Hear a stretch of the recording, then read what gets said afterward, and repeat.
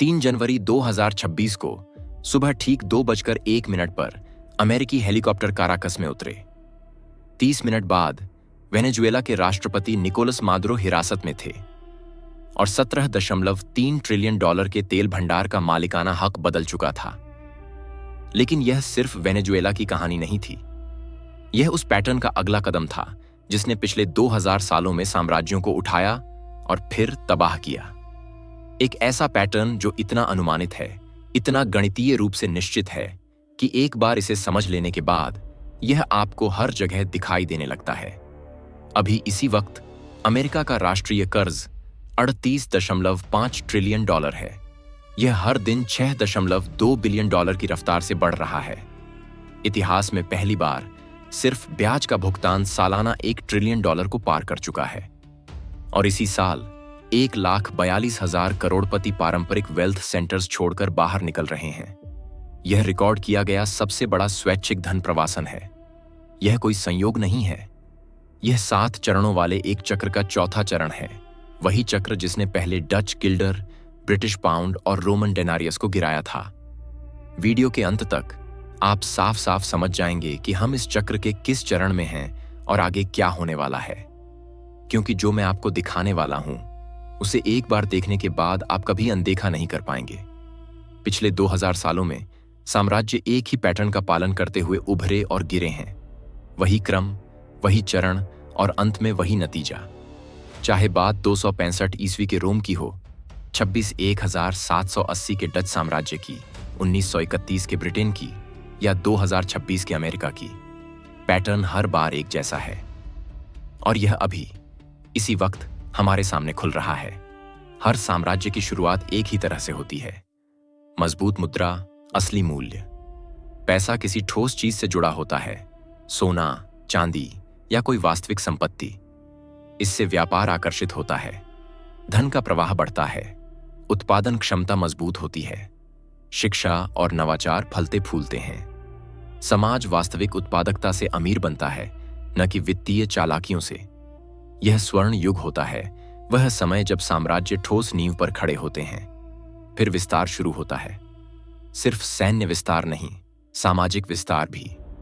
Infrastructure, सार्वजनिक परियोजनाएं, सामाजिक योजनाएं। शुरुआत में ये सब पहले चरण में बनाई गई संपत्ति से चलती हैं। सड़कें बनती हैं, स्वास्थ्य और शिक्षा सुधरती है, मध्यम वर्ग बढ़ता है, जीवन स्तर बेहतर लगता है। लेकिन यहीं एक सूक्ष्म बदलाव होता है। साम्राज्य संपत्ति पैदा करने से ज्यादा उसे बनाए रखने पर खर्च करने लगता है। धीरे धीरे उपभोग उत्पादन से आगे निकलने लगता है। अपनी वैश्विक स्थिति बनाए रखने के लिए साम्राज्य को शक्ति दिखानी पड़ती है। सेना महंगी होती जाती है। व्यापार मार्गों की रक्षा, विदेशी ठिकानों का रखरखाव, सहयोगियों की सुरक्षा और अंतहीन संघर्ष, ये सब संसाधनों को चूस लेते हैं। खर्च आय से कहीं तेज बढ़ने लगता है। टैक्स बढ़ाए जाते हैं, लेकिन वे कभी काफी नहीं होते। तब साम्राज्य एक खतरनाक फैसला करता है। खर्च कम करने या दायित्वों से पीछे हटने के बजाय वह मुद्रा को कमजोर कर देता है। प्राचीन रोम में सिक्कों से चांदी घिस दी जाती थी। आधुनिक दुनिया में पैसा छापा जाता है। असर बिल्कुल एक जैसा होता है। ज्यादा पैसा वही सामान का पीछा करता है। महंगाई धीरे धीरे ऊपर चढ़ने लगती है। शुरुआत में सब ठीक लगता है, बिल चुक जाते हैं, सिस्टम चलता रहता है, लेकिन भरोसा अंदर ही अंदर टूट रहा होता है। विदेशी निवेशक और मुद्राधारक इसे महसूस करने लगते हैं और चुपचाप विकल्प खोजने लगते हैं। यहीं से हालात तेज हो जाते हैं। साम्राज्य समझ जाता है कि उसकी मुद्रा की साख गिर रही है। तब वह वही करता है जो हर साम्राज्य इस चरण में करता है।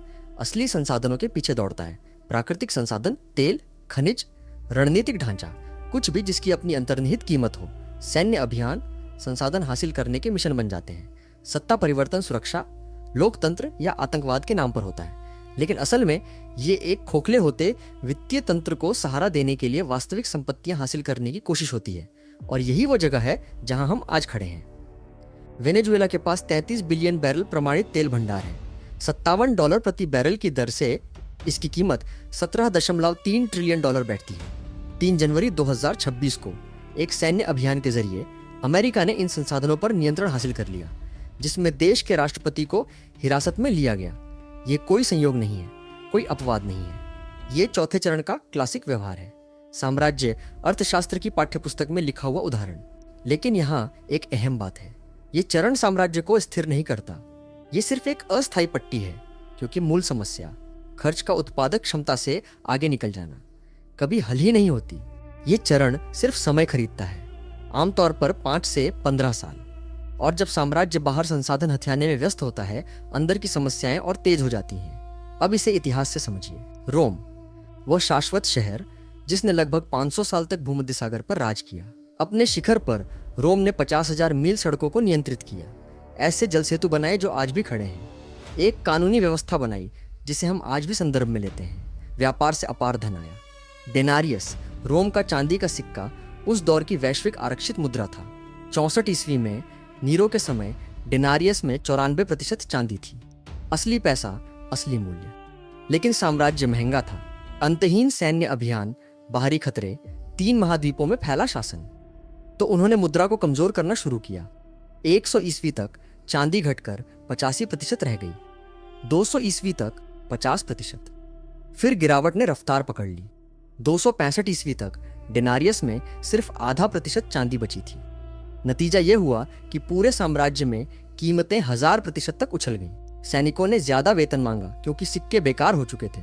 वफादारी बनाए रखने के लिए सम्राट काराकाला को सैनिकों का वेतन 50% बढ़ाना पड़ा।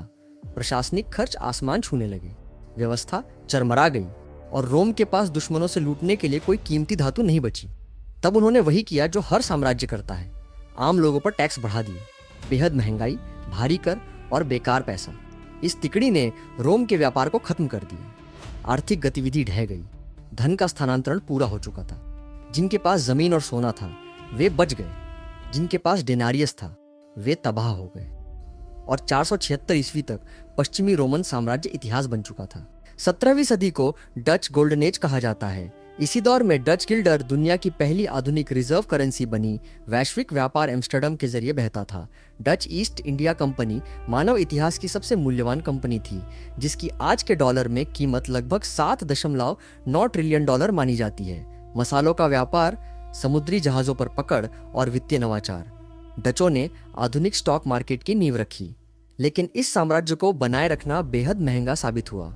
उपनिवेश, विशाल नौसेना और व्यापार मार्गों की सुरक्षा, सब कुछ लगातार ज्यादा संसाधन मांग रहा था। 1700 के दशक तक डच साम्राज्य जरूरत से ज्यादा फैल चुका था। कर्ज तेजी से बढ़ गया। देश के अंदर प्रांतों के बीच, अमीर और गरीब के बीच और राजनीतिक गुटों के बीच टकराव शुरू हो गया। सेना कमजोर होने लगी। ये सभी संकेत एक लेट स्टेज एम्पायर के थे। फिर 1780 में फोर्थ एंग्लो डच वॉर शुरू हुआ।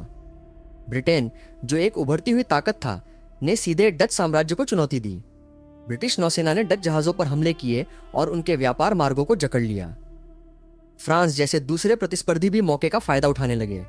यह युद्ध 1784 तक चला और ब्रिटेन ने आर्थिक और सैन्य दोनों मोर्चों पर निर्णायक जीत हासिल की।